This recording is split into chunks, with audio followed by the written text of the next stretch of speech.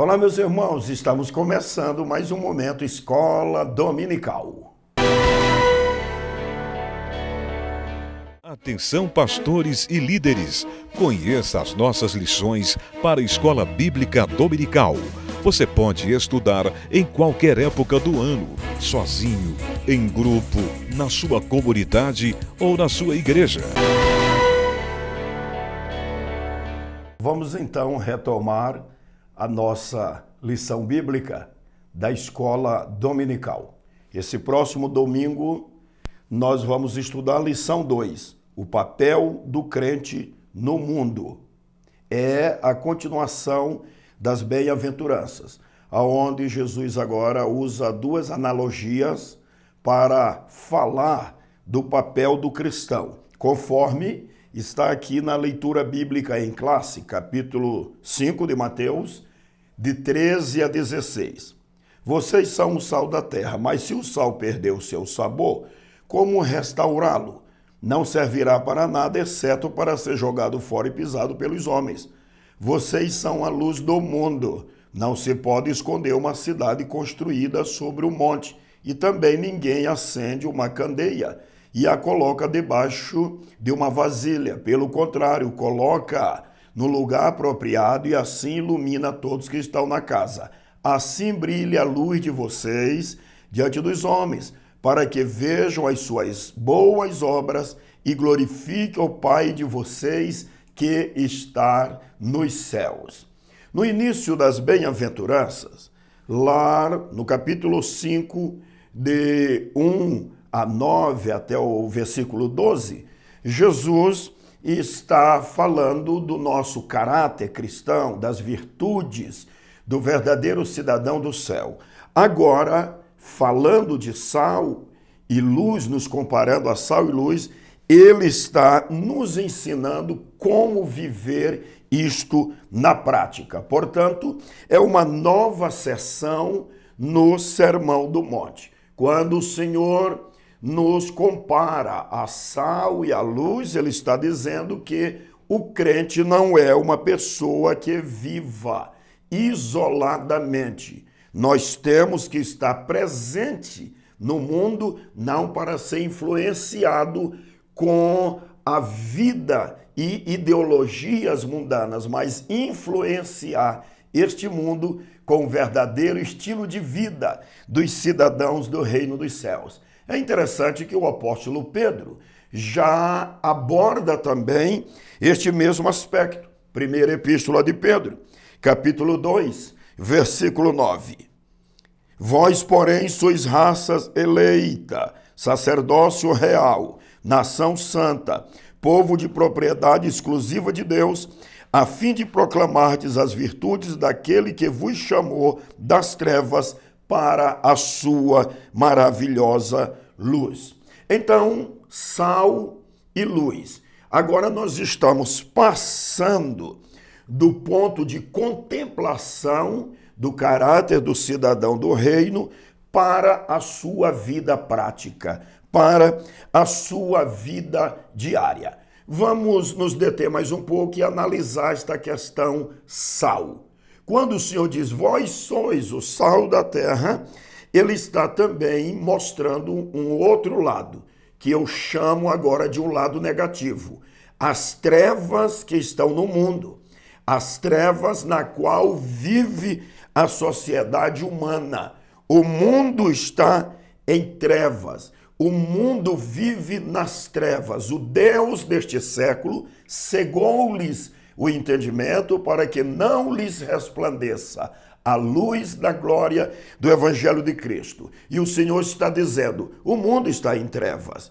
E vocês são a solução para essas densas trevas. Quando vocês viverem desta maneira, viverem como o sal, como a luz, aí vocês vão oferecer a solução para este mundo. Quando o Senhor fala também do sal, ele está falando da diferença que deve existir entre o cristão e o não cristão, pois a eficácia do sal está na diferença da sua natureza para a natureza daquelas coisas sobre as quais o sal é aplicado. Por exemplo, o sal é aplicado sobre um pedaço de carne, carne de um animal imolado, de um animal morto. O sal sobre esta carne vai preservá-la, vai evitar do estado de putrefação. Logo, a natureza do sal tem que ser diferente da natureza deste elemento com quem ou com que o sal vai ser posto em contato. Quando Jesus diz, vós sois o sal da terra, ele está nos falando também do significado da vida, do sabor da vida. O mundo sem Cristo, o mundo sem comunhão com Deus, é uma vida salobra, insossa, é uma vida sem sabor. É por isto, meus irmãos e meus amigos, que as pessoas procuram diferentes tipos de entretenimentos. Não estou dizendo que o lazer e os entretenimentos são todos pecaminosos, mas as pessoas estão se refugiando, se escondendo, muitas das vezes se valendo de um entretenimento ou de outras coisas, porque a vida está sem sabor. Por isso que muitos apelam até para as drogas, nas suas diferentes espécies, porque quer uma reação, um sabor, uma motivação na vida. A verdade é que este mundo sem o cristianismo, ele não tem sabor. Percebam que Jesus disse, vós sois o sal da terra. Muitos interpretam este ensino de Jesus dizendo que nós, unicamente como igreja, podemos exercer uma influência benéfica sobre a sociedade. Nós somos membros da igreja. Nós pertencemos ao corpo igreja. Mas a verdade é que o Senhor está nos entregando uma responsabilidade individual, pessoal. Cada um de nós devemos exercer uma influência nos nossos relacionamentos e neste nosso mundo social. Percebam isto comigo. Ao longo dos séculos, quando a igreja se preocupou em combater alguns segmentos da sociedade, reformas agrárias e outros movimentos e segmentos, qual foi o resultado? Nenhum. O povo continua brigando, a sociedade continua piorando, deformada, o povo continua se divorciando, matando, mentindo, sendo corrompido. Atente para o que eu vou lhe dizer. A igreja não foi chamada para transformar instituições. Ela foi chamada para pregar o evangelho a toda criatura. Por isto, nós temos que assumir o nosso papel como sal e exercer influência sobre todos e sobre cada um. Bem, assim nós temos considerado o primeiro ponto da nossa lição. Sal, indicador de que a vida do crente tem que ser autêntica.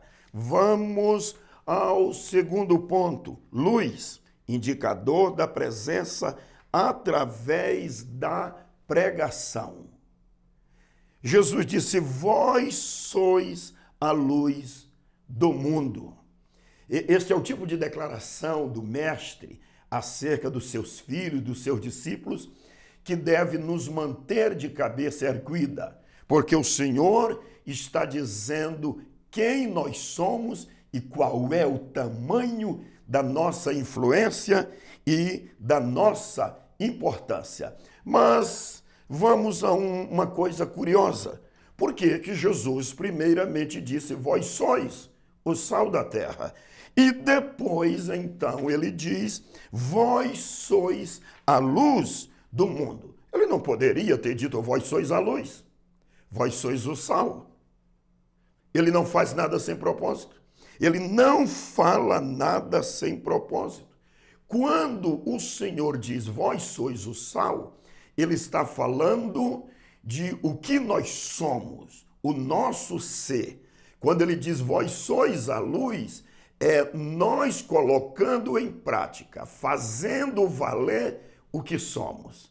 Quando ele diz, vós sois o sal, ele está dizendo quem nós somos E quando ele diz, vós sois a luz, ele está dizendo como devemos viver de acordo com esta nossa autêntica natureza. Quero que você guarde isto no seu coração. Vós sois a luz do mundo. Neste ensino também, o Senhor está mostrando um outro lado negativo. Nós somos a luz porque o mundo está em trevas. Nós somos a luz porque este mundo precisa conhecer a luz verdadeira que é Jesus Cristo. Queridos, o Senhor disse, vós sois a luz. No primeiro ponto deste segundo diz, não se pode esconder o Evangelho. Não se pode esconder uma cidade construída sobre um monte. A igreja não pode passar despercebida no mundo. Precisa agir, pois é desta maneira que Cristo se torna conhecido.